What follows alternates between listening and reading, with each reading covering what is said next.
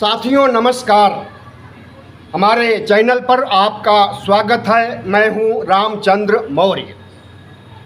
Accident सिर्फ सड़कों पर नहीं होता, मंदिर में भी होता है, घर में भी होता है।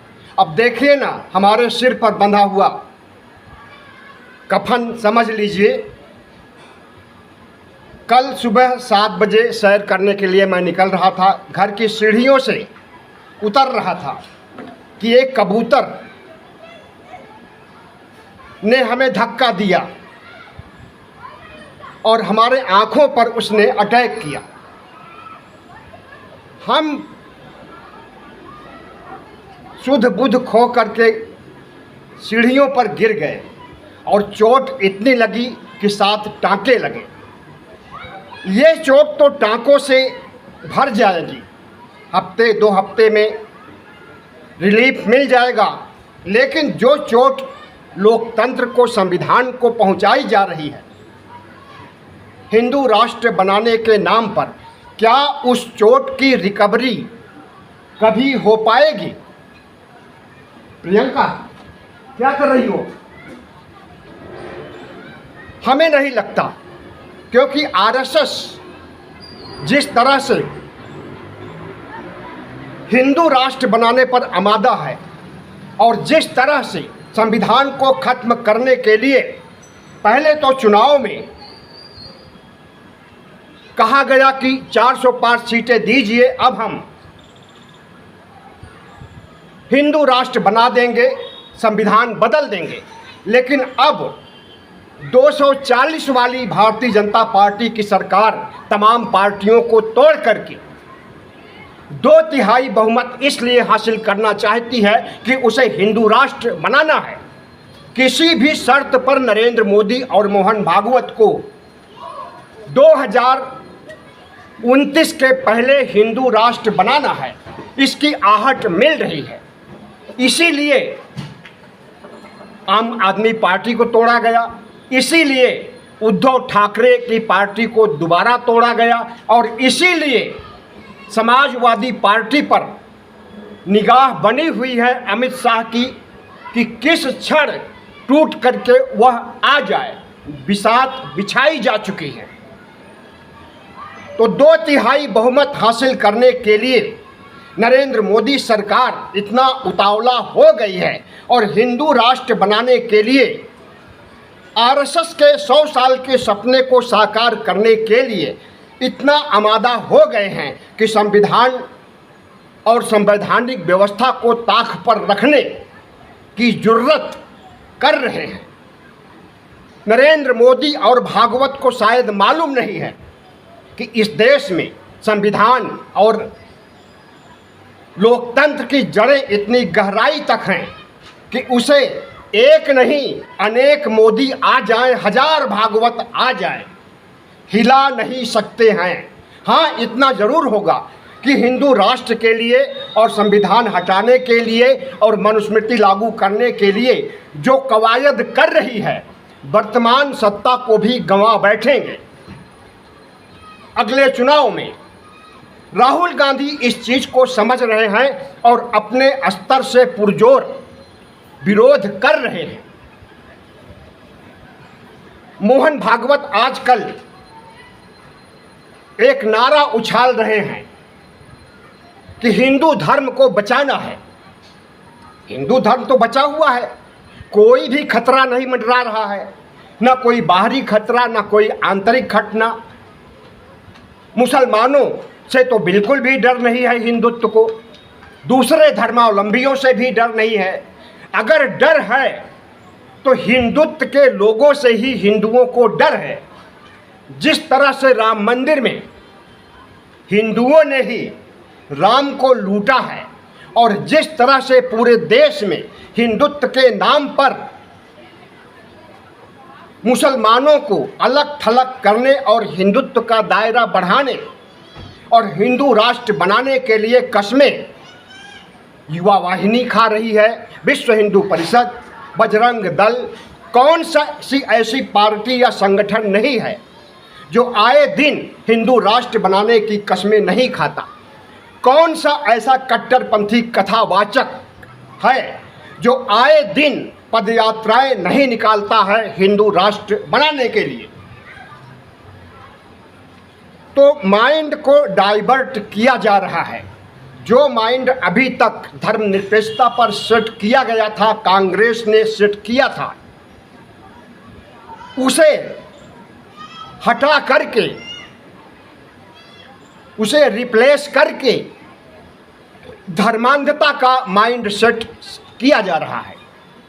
हिंदू राष्ट्र बनाने का माइंड सेट बनाया जा रहा है। ऐसा आरएसएस के इशारों पर, आरएसएस के सहयोग से किया जा रहा है। तभी तो मोहन भागवत कभी कहते हैं कि भारत तो ऑलरेडी हिंदू राष्ट्र बन चुका है। सदियों से भारत हिंदू राष्ट्र है, आज भी हिंदू राष्ट्र है और आगे भी हिंदू राष्ट्र रहेगा। यही बात कमोबेश हिंदू हृदय सम्राट योगी आदित्यनाथ कहते हैं, कुछ दूसरे शब्दों में बटोगे कटोगे के नारे के साथ धमकाते हुए। अभी तक मुसलमानों को धमकाते थे, अन्य धर्मावलंबियों को धमकाते थे, अब हिंदुत्व के पुरोधाओं, आरएसएस के लोगों, मोदी के लोगों को धमका रहे हैं।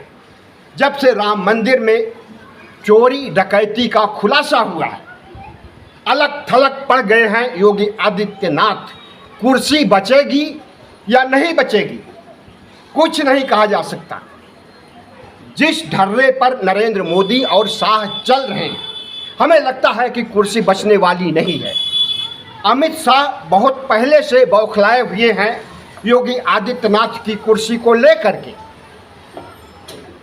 केशव मौर्य को मोहरा बनाते हुए मुख्यमंत्री बनाने की बात कई बार लीक हो चुकी है। योगी आदित्यनाथ को हटाने की बात आ चुकी है, लेकिन अब लगता है कि अयोध्या कांड के बहाने आर पार की लड़ाई के मूड में अमित शाह आ गए हैं और इस बार चित्त भी मेरी पत्त भी मेरी की संभावना बनती जा रही है। आरएसएस जो कुछ चाहता है, क्या नरेंद्र मोदी उसे कर पाएंगे और करेंगे? अगर नरेंद्र मोदी वह सब करना चाहेंगे तो इस देश के ओबीसी, एससी, एसटी का जो समर्थन मिल रहा है, उस समर्थन में 90% तक की कमी हो जाएगी। संविधान हटाने के मुद्दे पर बहुत बड़ा समर्थन कम नहीं हुआ था, लेकिन सरकार हिल गई, सरकार अपनी बन नहीं पाई। और अगर हिंदू राष्ट्र की बात गंभीरता पूर्वक उठा करके भारतीय जनता पार्टी सामने आती है आरएसएस के साथ, तो गृह युद्ध होना तय है। दूसरी तरफ धर्मनिरपेक्ष शक्तियां हैं, विपक्ष है, कांग्रेस है और धर्मनिरपेक्ष लोग हैं, प्रबुद्ध जनता है। बहुत से हिंदू भी, आधे से अधिक हिंदू हैं जो हिंदू राष्ट्र नहीं चाहते हैं, धर्मनिरपेक्ष भारत ही चाहते हैं। यह देश बहुधर्मी है, वैविध्यपूर्ण है, सबको पता है, साझा संस्कृति है, सबको पता है। सदियों से इस देश में हिंदू, मुसलमान, सिख, ईसाई, बौद्ध, पादरी, जैन सब एक साथ रहते आए हैं।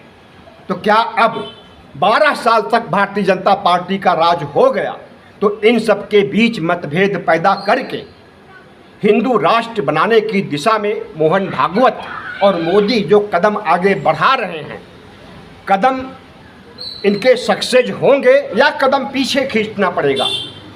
हमें तो लगता है कि अब जेएनजी का भी नंबर आ गया है और वह जिस तरह से दहाड़ रहा है, जंतर मंतर से लेकर सोशल मीडिया तक और सोशल मीडिया से लेकर अब हर राज्य के हर जिलों तक जितना संगठित हो गया है जेएनजी या यूं कहें काकरोच जनता पार्टी, और उसके साथ राहुल गांधी की गलबहियां शुरू हो गई है।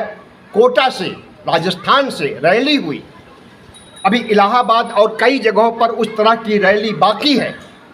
तो कांग्रेस पार्टी को जेएनजी का सहारा मिल गया है और नरेंद्र मोदी को भागवत का सहारा मिल गया है।